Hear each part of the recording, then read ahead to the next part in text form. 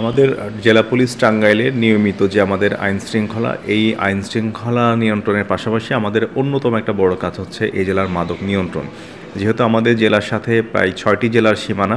পাশাপাশি উত্তরবঙ্গের অন্যতম প্রধান প্রবেশদ্বার বলা হয় টাঙ্গাইল জেলাকে। সেক্ষেত্রে আমরা এখানে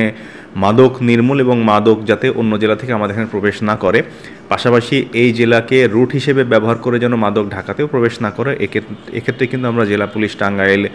সর্বোচ্চ আমরা কাজ করে যাচ্ছি। আমরা নিয়মিত আমাদের মাদক অভিযানের পাশাপাশি আমাদের কিছু সচেতনামূলক কার্যক্রম করতে হয়, কারণ মাদক এমন একটি ইস্যু, এটি শুধুমাত্র আইনশৃঙ্খলা বাহিনী না, এটার জন্য সাধারণ জনগণ, সুশীল সমাজ, আমাদের অভিভাবকবৃন্দ সবাইকে আমাদেরকে আসলে একটা সামাজিক আন্দোলন গড়ে তোলা প্রয়োজন, এবং এটার ক্ষেত্রে আমরা নিয়মিত আমরা কাজ করে যাচ্ছি। আমি যদি এক নজরে আপনাদেরকে একটু আমাদের পেছনের ৬ মাসের একটা পরিসংখ্যান বলি, আমরা কিন্তু বিগত ৬ মাসে প্রায় ২৮৪টি মামলা করেছি মাদক নিয়ন্ত্রণ আইনে, এবং ২৮৪টি মামলায় প্রায় আমরা ৪০৯ জন ব্যক্তিকে অ্যারেস্ট করেছি এবং তাদেরকে বিজ্ঞ আদালতে আমরা প্রেরণ করেছি।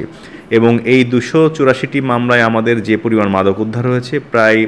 ১,৪৫,০৯,০০০ টাকার মতো মাদক আমরা কিন্তু এগুলা উদ্ধার করতে সক্ষম হয়েছি, এবং এগুলা পরবর্তীতে কোর্টে বিধি মোতাবেক এগুলা পরবর্তী কার্যক্রম গ্রহণ করা হবে। তো আমাদের কার্যক্রম এটা চলমান আছে, এটা আমাদের একটা রুটিন ওয়ার্ক, নিয়মিত আমরা কার্যক্রম করতেছি, এবং এটা শুধু পুলিশ একা নয়, এটা পুলিশের পাশাপাশি সকলের, সমাজের সকল স্তরের লোকজন একসাথে কাজ করে একটি সামাজিক আন্দোলন গড়ে তোলে, তাহলে আমরা মাদক নির্মূল করা এবং নিয়ন্ত্রণ করা আমাদের জন্য অনেকাংশে সহজ হয়ে যাবে।